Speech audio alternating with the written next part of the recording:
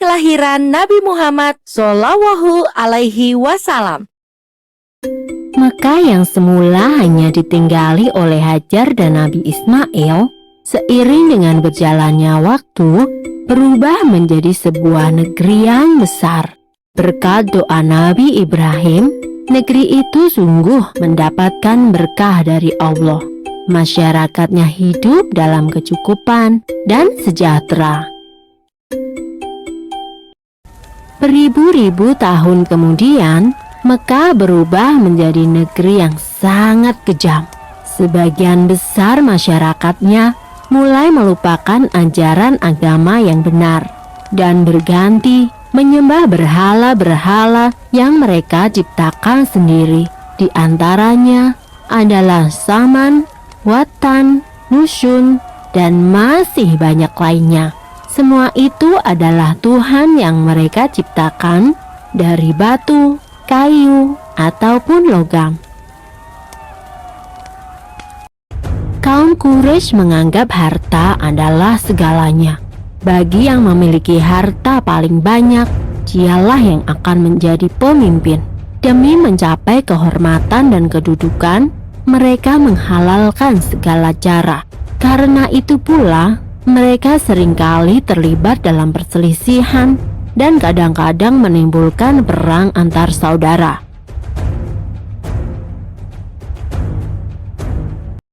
Bukan hanya Tuhan mereka saja yang berubah, sifat dan perilaku masyarakatnya pun juga berubah. Kaum Quraisy yang secara turun-menurun menguasai Mekah dan Ka'bah mulai membentuk kelompok masing-masing. Mereka sangat berkuasa dan kaya raya.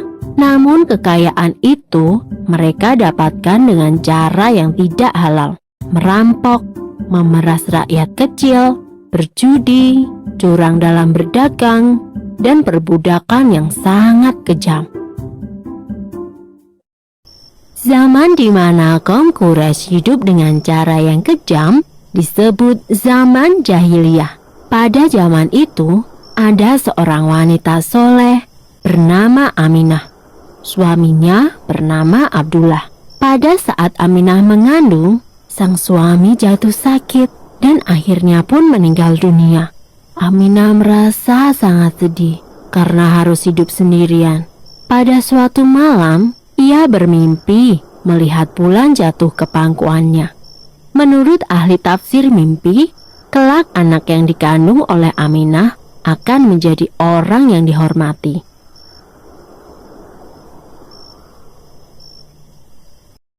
Mekah dan Ka'bah semakin ramai dan berkembang. Orang dari segala penjuru selalu berkunjung ke Mekah untuk beribadah dan juga berdagang. Kemajuan Mekah membuat Abrahah, seorang gubernur di Yaman, merasa kesal.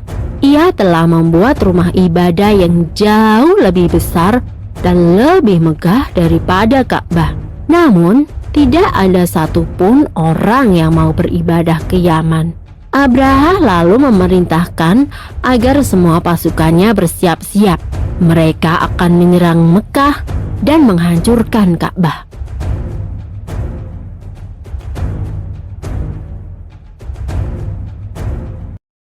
Abrahah dan pasukan bergajahnya menyerbu Mekah dengan penuh kesombongan.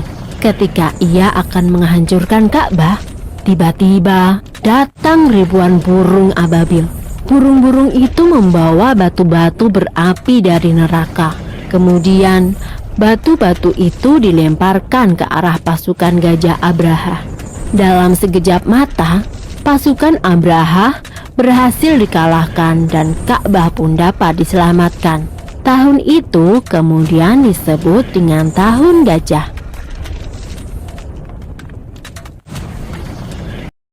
Pada Tahun Gajah itu pula, Aminah melahirkan putranya. Ia memberikan nama Muhammad, sebuah nama yang tidak lazim untuk anak-anak kaum Quraisy. Ialah Nabi Muhammad, nabi terakhir yang diutus oleh Allah. Ia dilahirkan pada hari Senin, 12 Rabiul Awal, Tahun Gajah.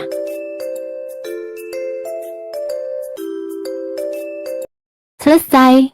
Sumber dalam Al-Quran terdapat dalam surat Al-Fil ayat 1-5 yang artinya, apakah kamu tidak memperhatikan bagaimana Tuhanmu telah bertindak terhadap tentara bergajah? Bukankah dia telah menjadikan tipu daya mereka untuk menghancurkan Ka'bah itu sia-sia? Dan dia mengirimkan kepada mereka burung yang berbondong-bondong, yang melempari mereka dengan batu berasal dari tanah yang terbakar. Lalu dia menjadikan mereka seperti daun-daun yang dimakan ulat.